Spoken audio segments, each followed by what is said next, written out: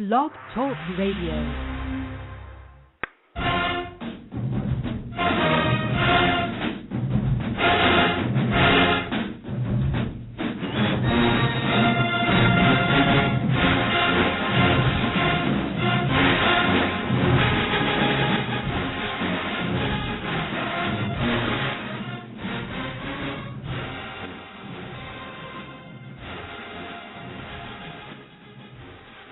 Behold, how good and how pleasant it is for brethren to dwell together in unity.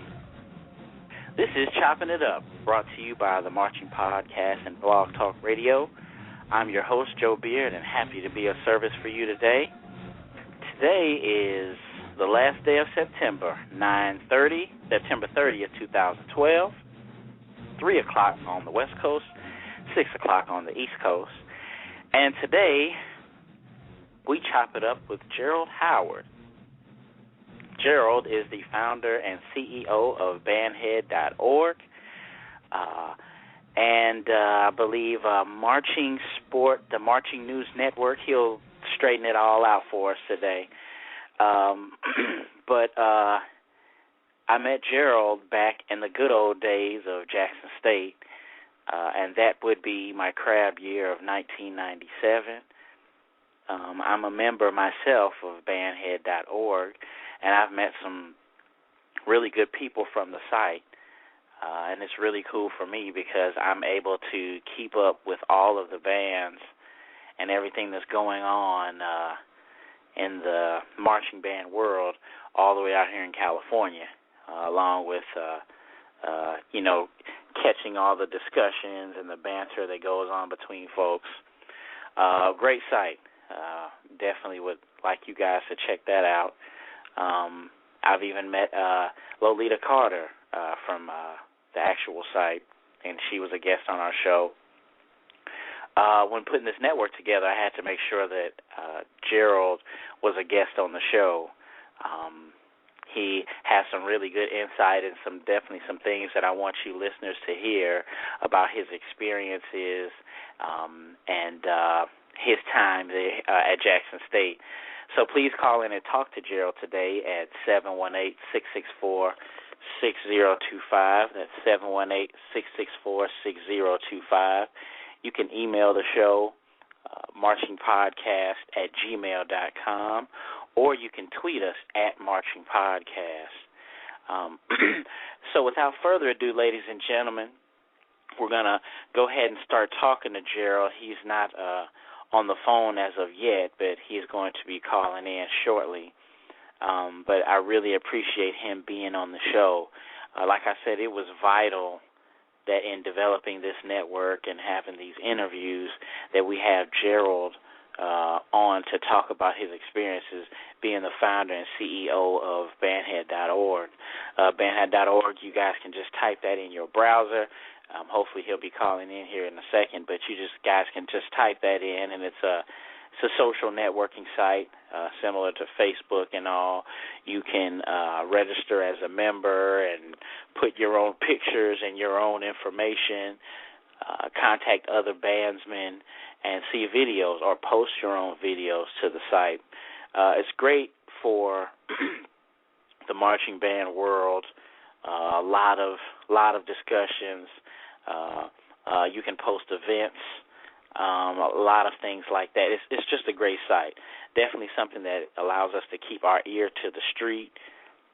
Like I said, me being way out here in California, and also for the young people in college right now. I know myself, when I was in college, we didn't have so much of the social media as they do now, but we always had the conversations about the bands.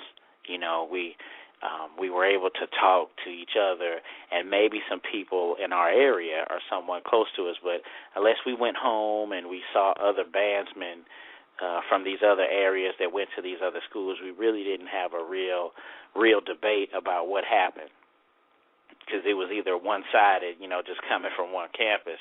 But when you meet up with these other folks, a lot of the discussions are really exciting to have. But now you can sit at home in your own computer and have these discussions. So hopefully he'll be calling in pretty soon, 718-664-6025.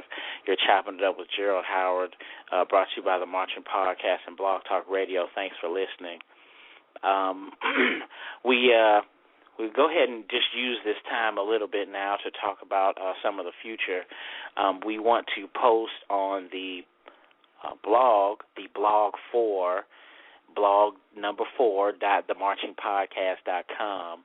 It's the Marching Blogcast is the title of the blog, but we'll be posting there pretty soon.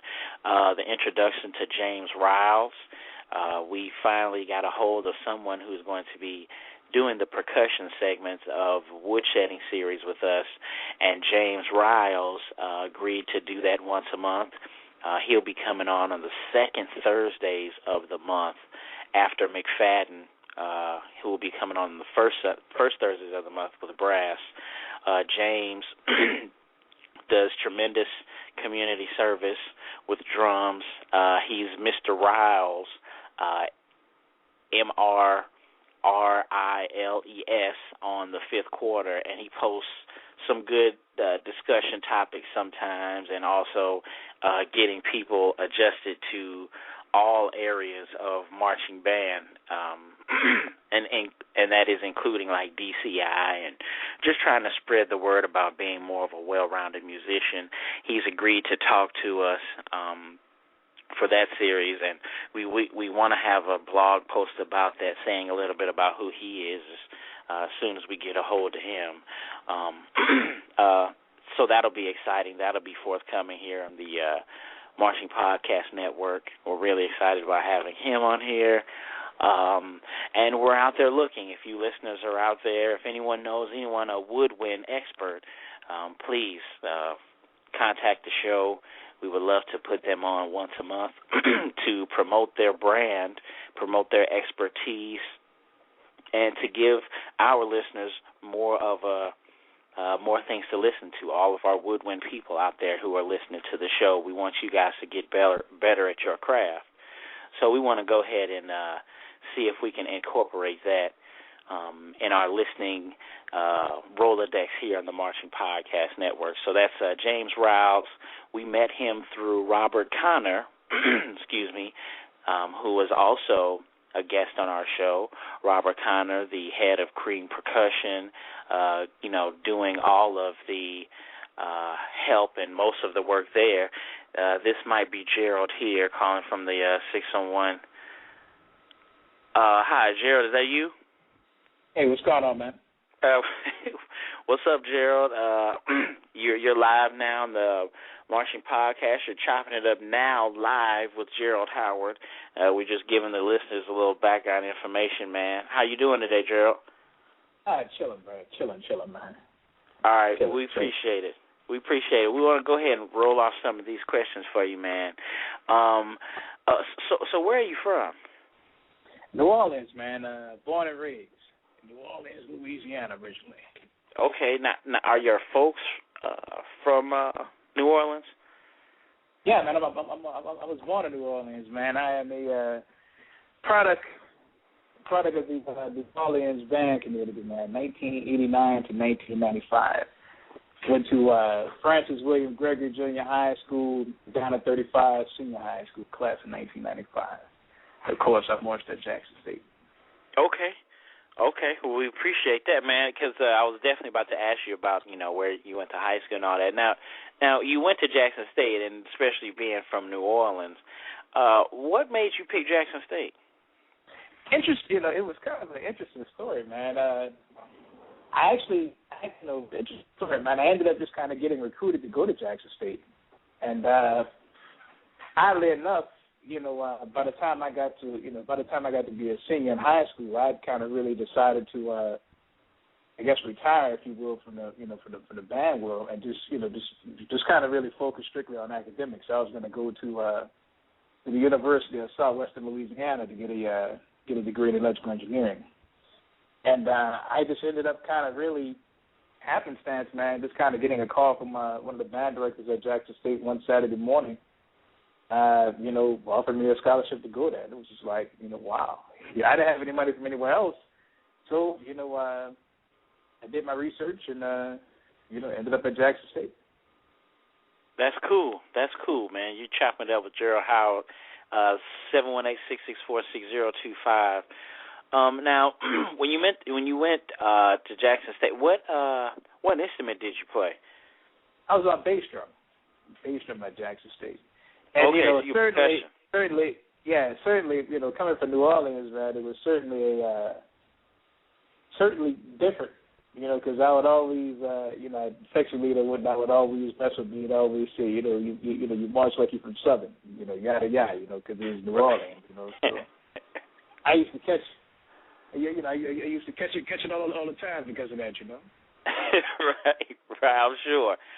I mean, I remember when I was in the band, folks from maybe Florida or different areas, and they had the band that they probably grew up seeing all of their life. And it was funny because I'm super critical. I was, seeing Jackson State a lot growing up, so it was easy for me to march, with the swing and sway or what have you. So what was your major when you were at Jackson State?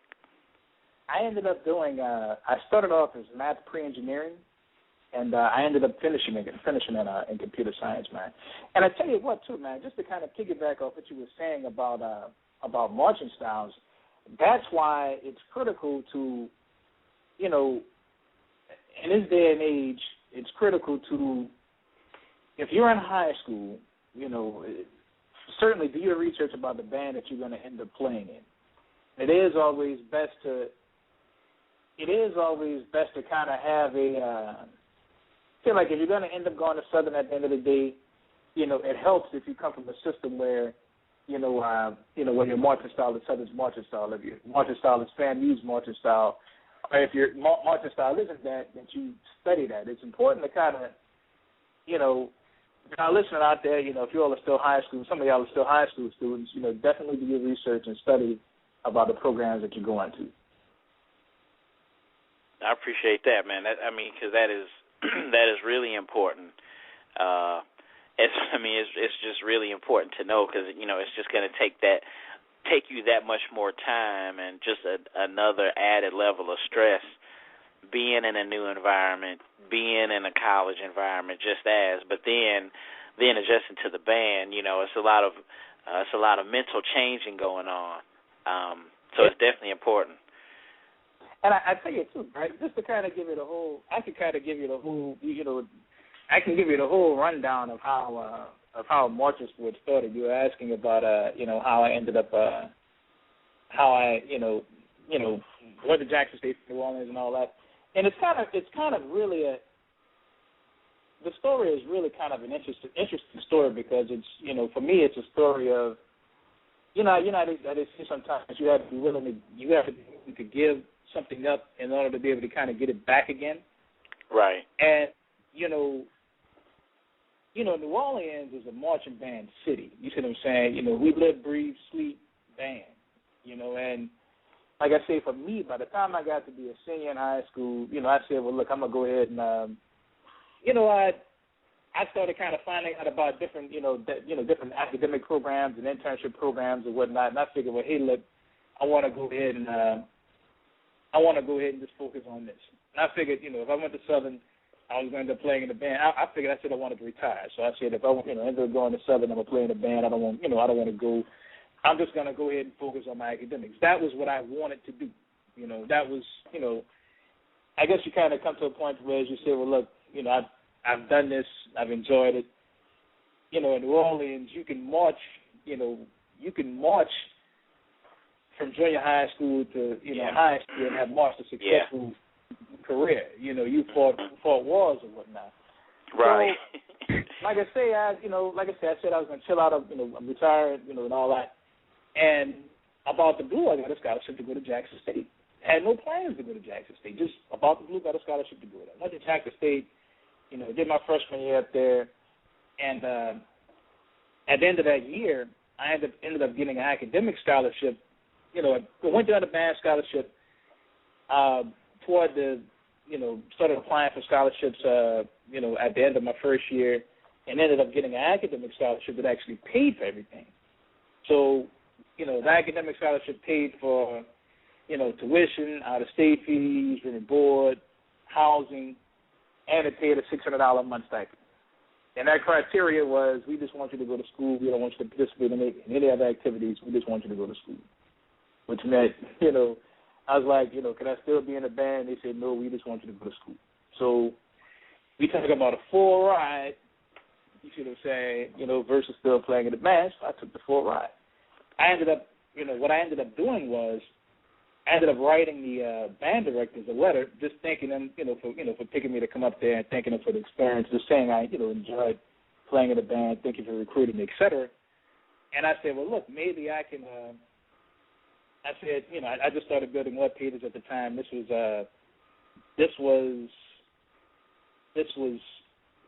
I guess when I told them when I was leaving the band, this might have been like the spring of '96.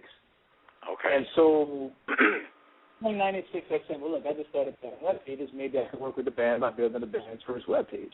And as it so happened, Dr. Liddell was a techie. Believe it or not, he actually does some computer programming.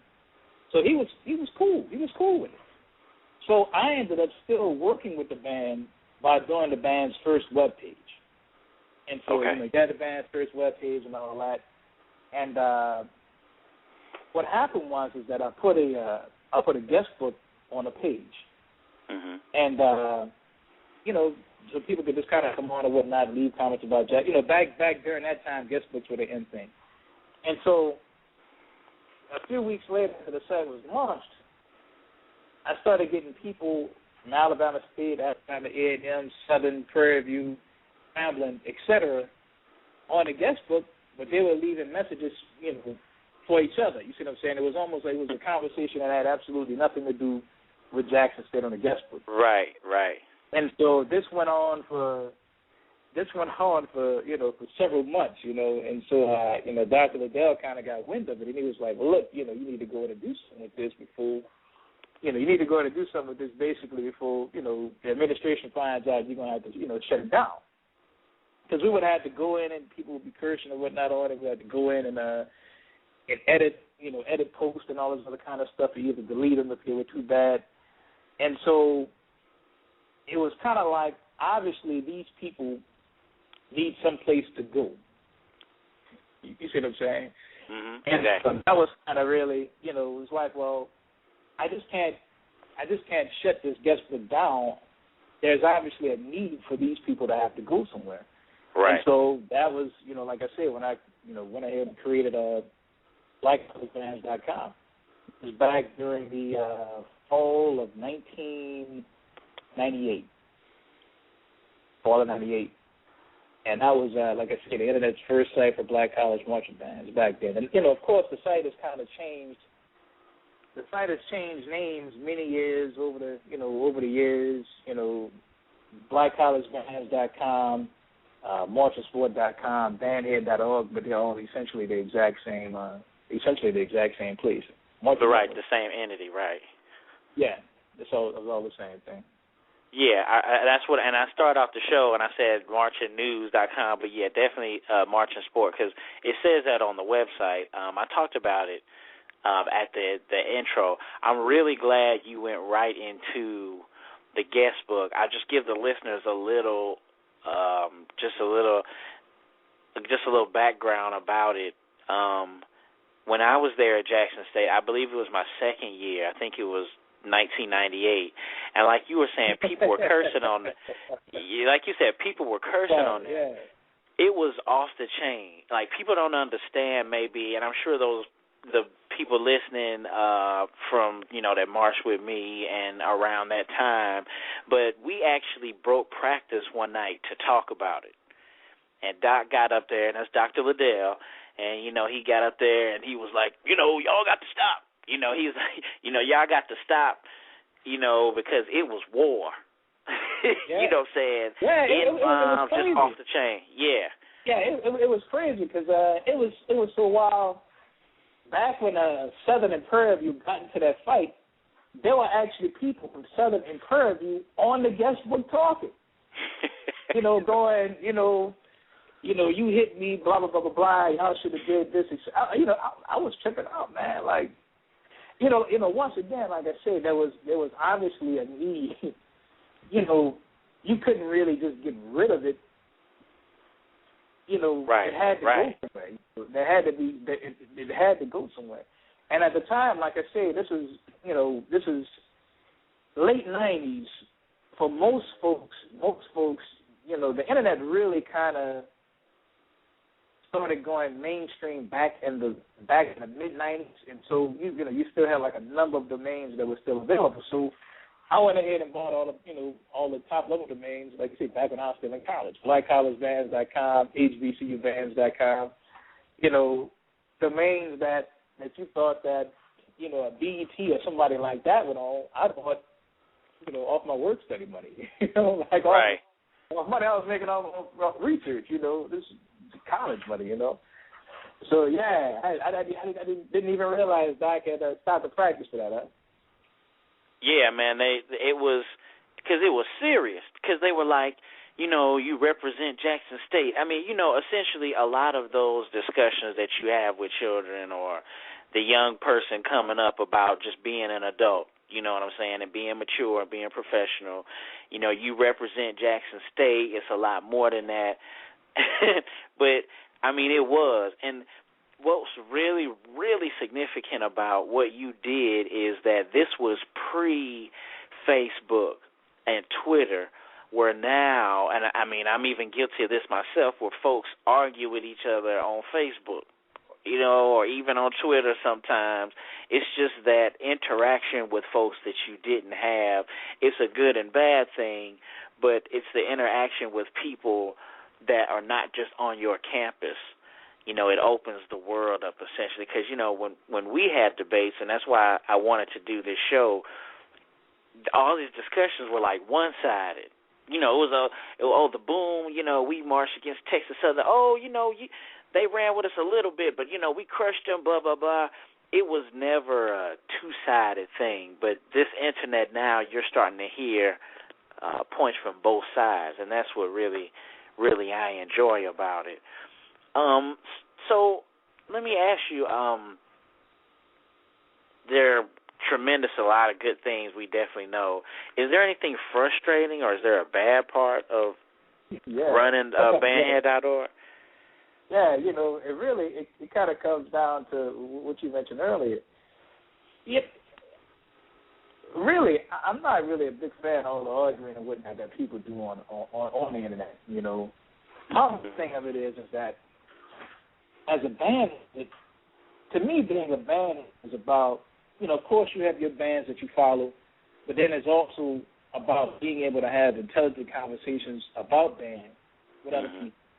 So my thing of it is that, you know, I guess I'm old school in that I'm not going to tell you anything over that either behind a name that I wouldn't tell you in person. Mm-hmm. You know what I'm saying?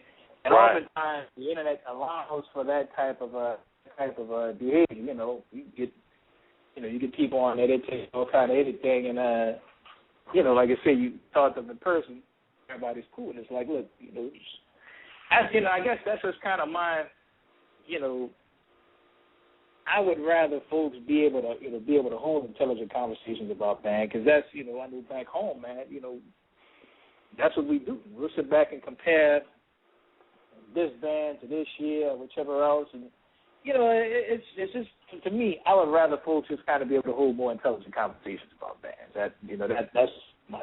I didn't really. I guess I don't like the arguing aspect of it, but you know, I guess that just comes with the territory, you know. Right, and it's a good thing. I mean, it's just a mere discussion. I guess it's good and bad, and definitely, you know, of course, minus the negative. I just think it's great because it's creating a community. You know, I think that, you know, we really didn't have that before what you did. You know, we really didn't have those discussions with a broad range of folks. And it's really, really cool to see the videos. People even, you know, post events on Bandhead for upcoming, you know, battles of the band. So, you know, it's informative. It's just a great thing, you know. So let me go ahead and another thing too, real quick, man, just to kind of, definitely just to kind of go ahead at the end. Also, during that same time that I started to cite, Christy Walker started the ranks.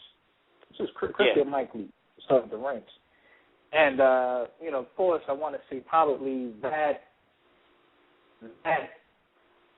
spring they started the fifth quarter would have probably been spring of '99.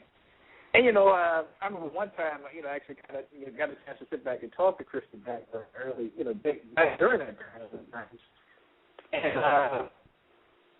And kind of find out that she was also a member of the National Society of Black Engineers. Just like at the time, I think I was like the chapter president at Jackson State. So it was definitely from an organizational standpoint, to say that the Internet's two first sites for black college marching bands were started by members of the National Society of Black Engineers.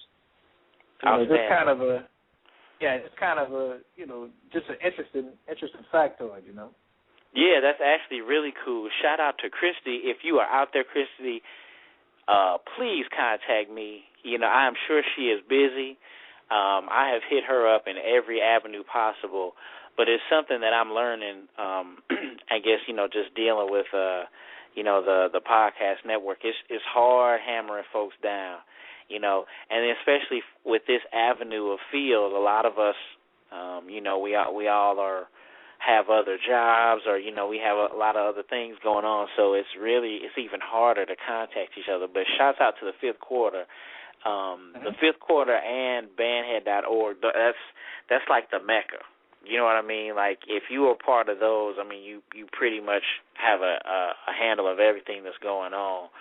And I enjoy the fifth quarter. I've met people there, and I've been able to do interviews from the fifth quarter and from your site as well. So it's just wonderful. And then I didn't even know that, that you guys were a part of the Young Black Engineers. It's a blessing. Right, and then too, the crazy part too is that back during that time, a lot of our members would kind of get into it, and they would say, oh, you from March's Quarter, oh, you from the fifth quarter, and there would always kind of be the tension and whatnot amongst the members. But I was always cool with Christy, like, call her Christy and talk for hours. She's cool people, no problems. It's kind of one of those. Just like sometimes you hear band directors talk about rivalries between schools, and the band directors themselves be cool, Right. So right. It's interesting, It's cool. Yeah. It's cool. Well, I'm sure we'll get in contact with her, especially as time goes on. But we're really excited about talking to you today. Just great knowledge. Great knowledge that we're putting out there. We're at the end. And I want to get a chance to wrap up the show for all the live listeners. Do you have any future plans or any upcoming events for bandhead.org, and how can the listener get involved? How can they support the website?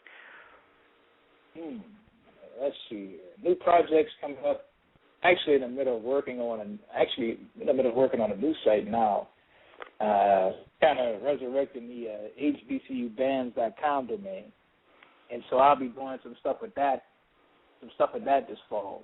And the idea with that site is just to kind of really be able to create a public face, I guess, if you will, for the world of black college bands. A public face. So, say for instance, if one of your family members, if somebody who wasn't in the band wanted just to kind of go on and look at some halftime shows and not necessarily have to see, a bunch of comments and whatnot, y'all good, y'all garbage, blah, blah, blah, blah, blah, they can just kind of go on and see that, So just to kind of have a good front-facing face for the world of black college bands, I guess, if you will. HBCUbands.com coming this fall. Okay, and how do we get to bandhead.org? It's going to be linked to either bandhead. It's going to link to bandhead.org, and you can get to it directly at hbcubands.com. Okay, that's outstanding, Gerald. Man, I really appreciate your time, and I know I'll be getting in contact with you more and building this show. So I really appreciate your time. That's all the time we have for the show. We always want to thank God first and foremost.